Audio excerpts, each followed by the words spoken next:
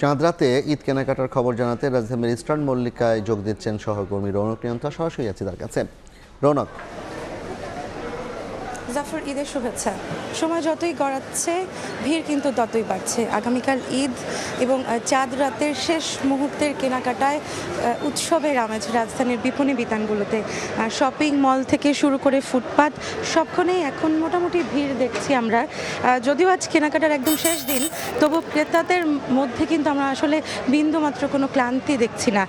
তবে আজকের দিনটি ঢাকাসহ সারা দেশের ক্রেতা বিক্রেতাদের জন্যই কিন্তু বেশ কিছুটা চ্যালেঞ্জিং ছিল, কারণ সকাল থেকেই বেশ বৃষ্টি ছিল এবং বৃষ্টির কারণে কিছুটা ছন্দপতন ঘটলেও দুপুরের পর থেকে কিন্তু আবার স্বাভাবিক হতে শুরু করেছে এবং ইফতারের পর বেশ মানুষের আনাগোনা আমরা দেখছি রাজধানীর এই বিপণী বিতানগুলোতে। চিজি আইসক্রিমের সাথে ভেলভেটি কেকের মিশ্রণে পোলার রেড ভেলভেট আইসক্রিম। মন ভালো থাক।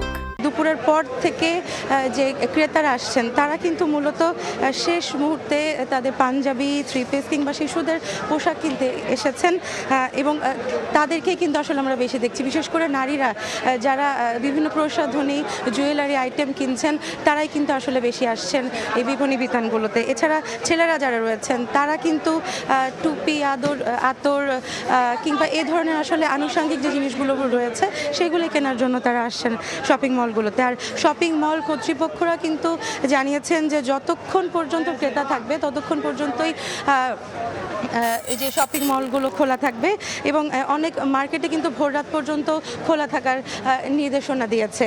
এবং আমরা বেশ কয়েকজন ক্রেতার সঙ্গে কথা বলছিলাম দাম নিয়ে। এখানে মিশ্র প্রতিক্রিয়া আমরা দেখেছি। অনেকে বলছেন যে শেষ দিন হলেও অনেকে দাম বেশি রাখছে, আবার অনেক ক্রেতাই কিন্তু বলছে যে শেষ মুহূর্তে বেশ সস্তাতেই তারা কেনাকাটা করতে পারছেন। তবে সব জটিলতাকে ছাপিয়ে ঈদের আনন্দ ছড়িয়ে যাক সবার মাঝে, এই প্রত্যাশা। তো এই ছিল চাঁদ রাতের কেনাকাটার সবশেষ আমার কাছে। সরাসরি জানছিলাম চাঁদ রাতের ঈদ কেনাকাটার খবর।